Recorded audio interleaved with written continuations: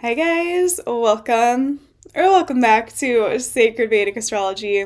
My name is Samantha and I'm a professional Vedic sidereal astrologer. So today we have a really powerful and potent chart to analyze. We are going to look into Tana Mongeau's Vedic astrological chart, who is one of our most well-known internet YouTube celebrities, and she's really built this huge career around her humor, her wit, being herself essentially, but also has had a lot of business smart about her, right? Because to kind of remain that big of an internet personality and to remain that well known and seen on YouTube is not an easy thing to achieve, right? Most people kind of have like their time of fame and then they really die out or fade away, but she's really remained successful and vastly famous and all the things. So she honestly has one of the most powerful and potent Vedic astrology charts that I have ever seen career-wise. Yoga-wise, she has two Mahaprasha yogas. She has the Vajra Mercury yoga, and then she also has the Hamsa Jupiter yoga as well too. So really powerful, really potent chart, which I love to see. It's really, really cool to analyze, really powerful charts in Vedic astrology. So without further ado, I'm going to pull up her Vedic astrology chart and you guys can follow along to see, what creates a huge career, what creates a lot of success, what creates a really, really powerful Vedic astrology chart. Because it's not something that happens often to see something this powerful in astrology. All right, so I'm going to go ahead and pull up Tana's Vedic astrological chart and let's get right into it. All right, guys, so here we have Tana's Vedic astrological charts pulled up. All right, so let's go over to her first house of Gemini, where we can see there's a lot of planetary energy active, right? So what's interesting about the first house being so active is her whole career has been based upon herself and her personality, right? We see Sun on the ascendant, we see Moon on the ascendant, we see Mercury on the ascendant in Gemini. So the first thing we have to note about this ascendant is that we are getting a Vajra yoga, which is also known as a Mahaprasha yoga. So Mahaprasha yogas are formed when a planet goes into its own sign.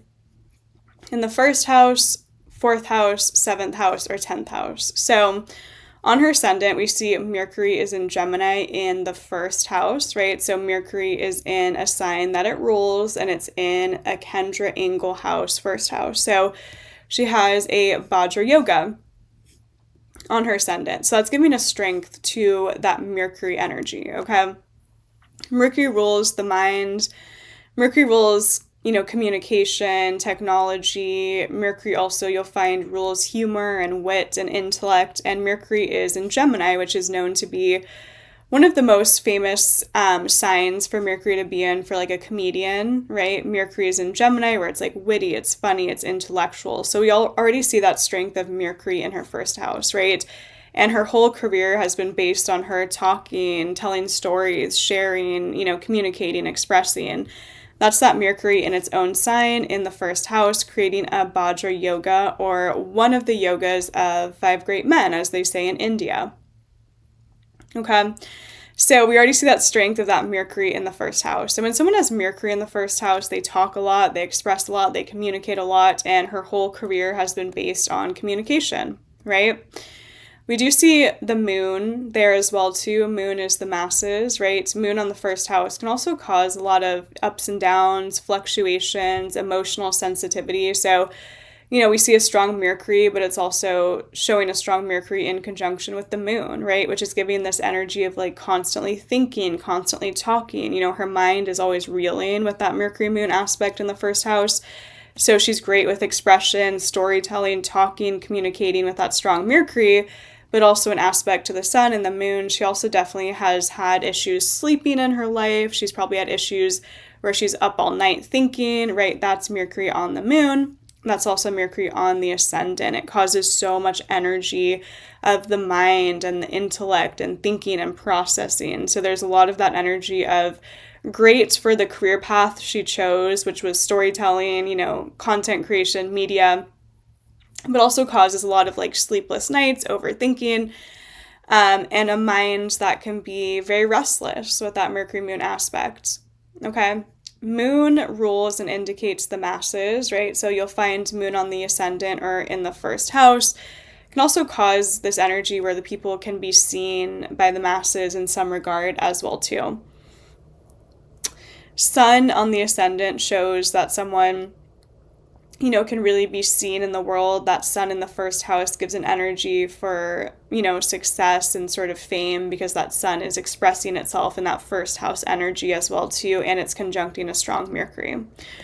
So we already see all this energy active in the first house, and her whole career was built upon herself and the way she expressed herself with that really strong Mercury, right? This would be a very different first house if Mercury wasn't in its own sign, creating a Vajra yoga. Okay. What's interesting is we do get Saturn's aspect on it. So Saturn is going 1, 2, 3, aspecting all these planets, aspecting the sun, the moon, Mercury. Then we also get K2 going 1, 2, 3, 4, 5. So we also get K2's aspect on the ascendant, K2 aspecting the sun, K2 aspecting the moon, K2 aspecting Mercury. So it brings a lot of energy of, spirituality, moksha, spiritual energy into that ascendant. So even though Tana is, this big YouTube celebrity and she's, widely seen, she's also very spiritual and very intuitive with all that K2 energy on these planets, okay? Also, K2 on the sun, K2 on the moon, K2 on Mercury can show, and Saturn also, those are 2 malefic planets. So she had issues with her family, her mother and her father, right? K2 gives drugs, alcohol, strange, illusion, detachment. So when K2 is aspecting the sun, the father, the moon, the mother, Mercury, I'm not sure if she had any siblings, but she might have had disconnection from them as well too with Mercury. It's giving drugs, alcohol, strange, disconnection, disillusionment, and all of that energy onto those planets. And then we get Saturn's aspect on it as well too. So it's Saturn on the sun, Saturn on the moon, Saturn on Mercury. So even though we have a powerful Mercury, we also do get, malefic influence on it as well too, right? And both things were true. She has a great energy for Mercury in the first, where she was speaking and, sharing her humor and her wit and her stories and her intellect, but also K2 and Saturn on all those planets. She had issues with, her father, her mother, the sun, the moon, and probably also issues growing up where, in school, Mercury also rules education and our processing. So she probably had some issues in school as she was growing up as well. That is K2's influence on all these planets, and that is Saturn's influence on all these planets. So see how it's not one or the other. It's not this energy of like, oh, it's all great. We have to also see the influence of Saturn on all those planets and K2 on all those planets. And her family was connected to drugs, alcohol. They were estranged, they were distant, they were disconnected. That is K2 on all of those planets in the first house. Okay? And with so much K2 energy there, K2 on the moon, K2 on the sun, K2 on Mercury, she is very sensitive. So even though we might not always see that side of Tana, she's very sensitive, she's very intuitive. She also has a side of her that is very, very moksha-like, right? Seeking that sort of spiritual energy. She's probably interested in like the psychic stuff, astrology, stuff like that, with all that K2 energy on her personal planets. Okay? And her ascendant is the Purnavusu Nakshatra, and her Mercury is there as well too, which means return to the light. And then her moon and sun are both in the Ardra Nakshatra. So Ardra shows tragedy or loss, right? And her upbringing was very tragic. It was full of loss, although, that K2 influence on all those planets, and then sun with the moon and Ardra.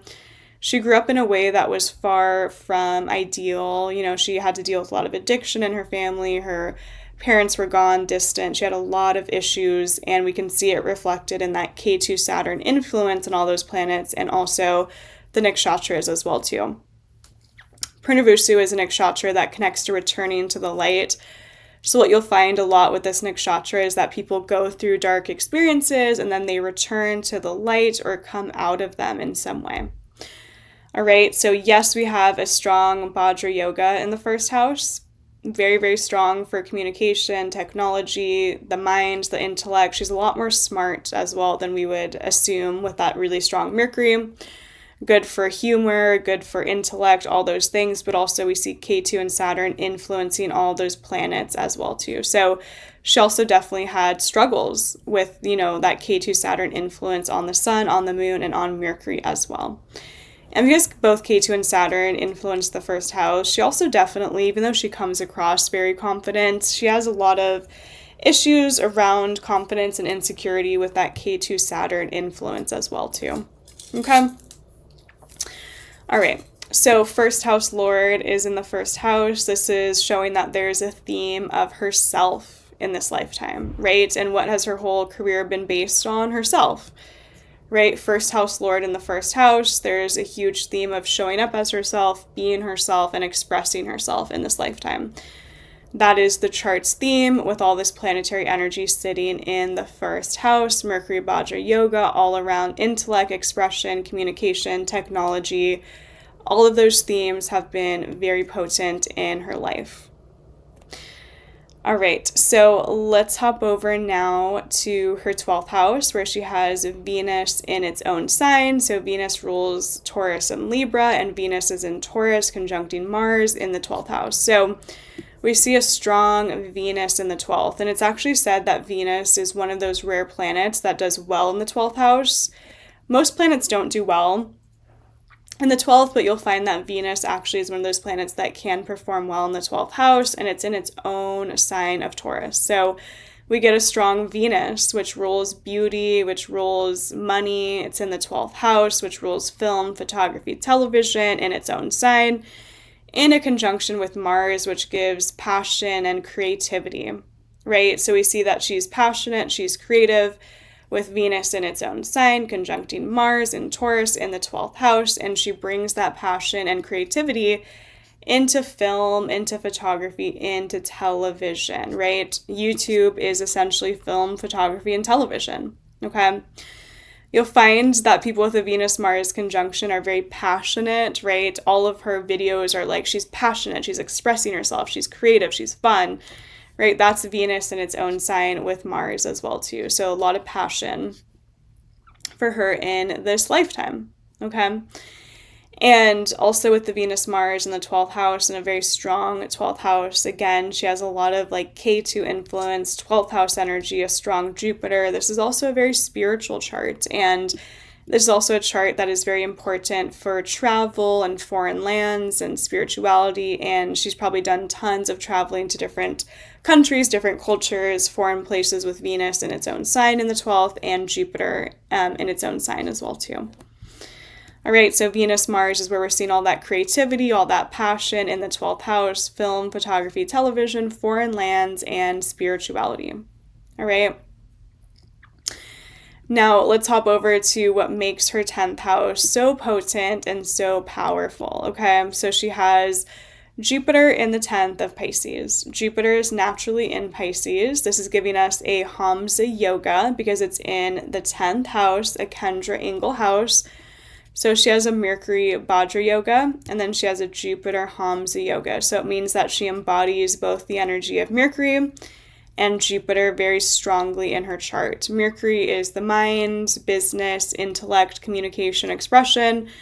Jupiter is fun, freedom, travel, humor, spirituality, teaching, and she's had a lot of those themes in her career, right? A strong Jupiter, you'll find, will give someone humor as well too. Jupiter is like fun, it's funny, and her personality is very fun. It's funny to watch her. That's that strong Jupiter in the 10th house, and that's that strong Mercury in the 1st of Gemini. So see how we have these really strong planets in their own sign in the Kendra Angle houses of power. So really strong Mercury, strong Jupiter in the 10th. So because this Jupiter is in its own sign of Pisces in the 10th house, giving a Hamsa Yoga, we see a really, really strong 10th house. Okay, really, really powerful, really, really strong. And it's not hit by malefic influence, right? So yeah, Saturn hits her first house and all of those planets. K2 hits her first house and all that planets, but there isn't malefic influence onto her 10th house. Her 10th house Lord is in the 10th with a strong Jupiter, and it's not hit by other malefics. So this is a really, really potent, really, really powerful 10th house that's going to produce really strong results because Jupiter is in its own sign in that 10th, creating a Jupiter Hamsa yoga. All right, so we see a strong Jupiter in the 10th, strong Mercury in the 1st. Okay, so that gives us the energy of Jupiter in the career, travel, fun, spirituality, being funny, being humorous.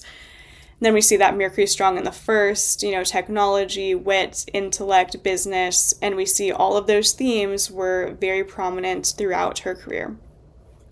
Okay, so really, really powerful 10th house. And then we also see that her 7th house lord is in the 10th, showing that there's connections between like relationships, business partnerships in her career, connected to travel with Jupiter and Pisces, and she met her current partner while traveling, right? 7th house lord in the 10th with Jupiter, and they do some work stuff as well together now too. I think he's been on some of her podcasts and her content.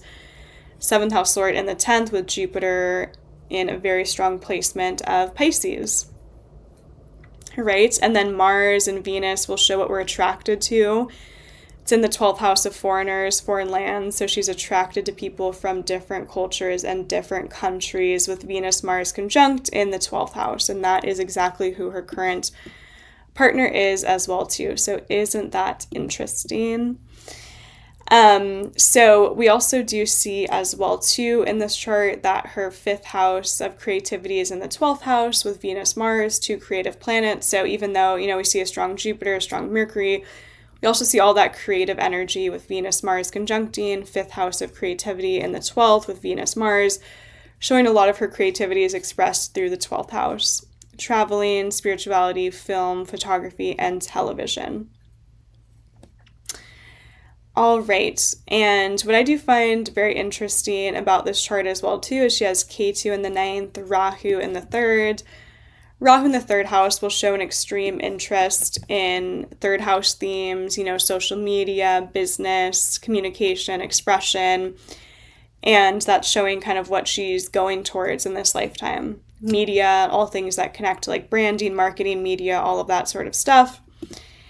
And her 3rd house lord is in the 1st house, showing that like her branding, marketing, media is in connection to the 1st house of the self as well too.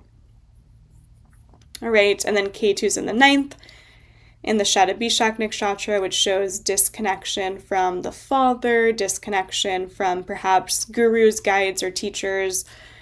It's also the nakshatra that connects to addiction. So her father might have had his own addictions with Ketu in the 9th and the Shadabhishak nakshatra, which connects to, alcoholism and addiction as well too.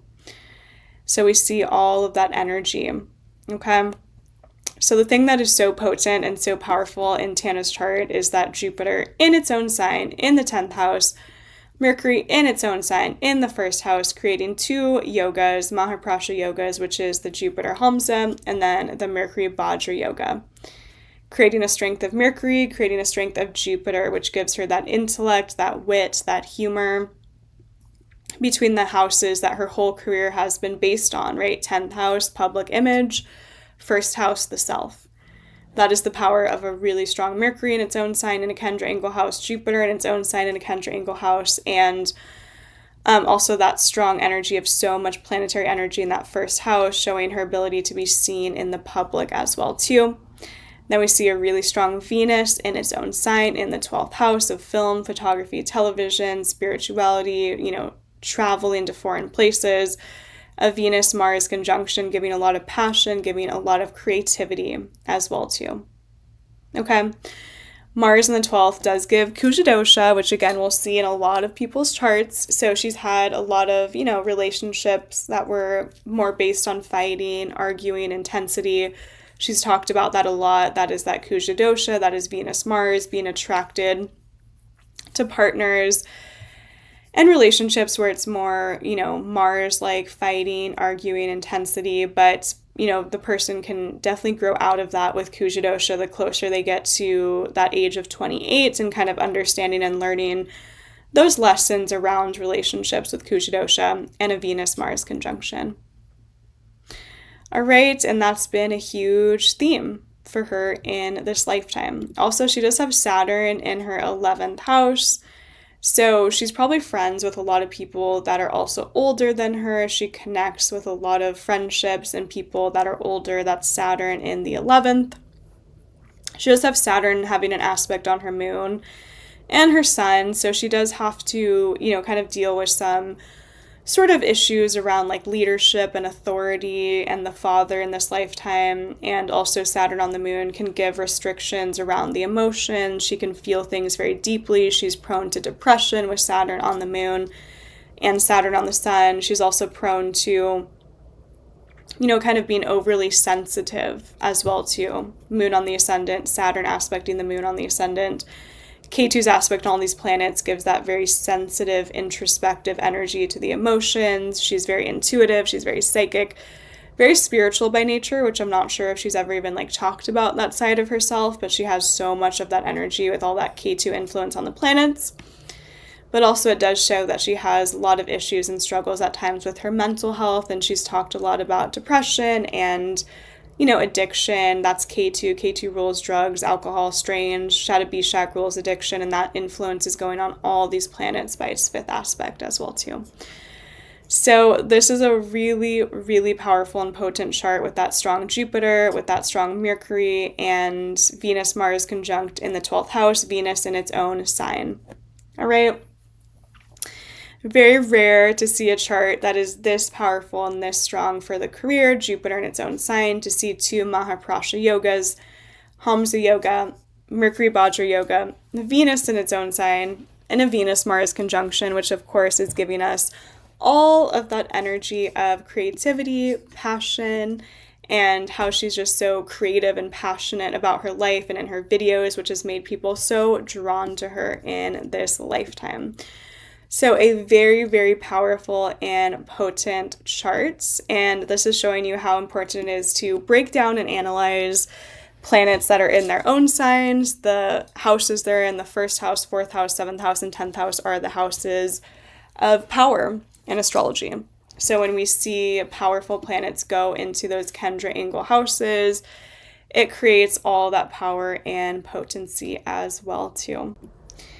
And we see a really strong Jupiter, strong Venus, and a strong Mercury. And her whole career has been Jupiter, Venus, Mercury related, technology, online, creativity, fashion, beauty, Jupiter, storytelling, travel, fun. All those themes have been so powerful and potent in Tana's career. And this is how, eerily accurate Vedic astrology is as well, too, when she was in the dasha of her Jupiter, in her very strong 10th house, Jupiter in its own sign in the 10th, Mahaprasha Yoga. And when she was in the Jupiter-Venus dasha, so Jupiter is in its own sign in the 10th of career, Venus is in its own sign in the 12th of film, photography, television, she became famous in a Jupiter-Venus dasha. Jupiter is strong in the 10th house of career. Venus is strong in the 12th house of film, photography, television, conjuncting Mars, creativity. All right, that's how specific and accurate the dasha sequences are as well too. All right, so I hope you guys enjoyed this in-depth chart analysis into Tana's Vedic astrological chart and how potent and how powerful planets are when they're in their own sign and they're in a Kendra angle house. And, when a 10th house is with Jupiter, the great benefic, in its own sign and not influenced by malefic influence, it's really, really powerful and really, really potent. All right, so we can see from her chart that Tana was destined for fame and success. And her whole career was based around 10th house, 1st house themes of herself, Jupiter, Mercury themes of humor and wit and intellect and creativity with that strong Venus as well too. And the Venus-Mars conjunction in the 12th, Venus in its own sign, showing that she worked using her creativity with film, photography, television, essentially YouTube videos as well too. All right, guys, I hope you enjoyed, and comment, like, and subscribe for more content. Coming soon. Sending all the love. Bye, guys.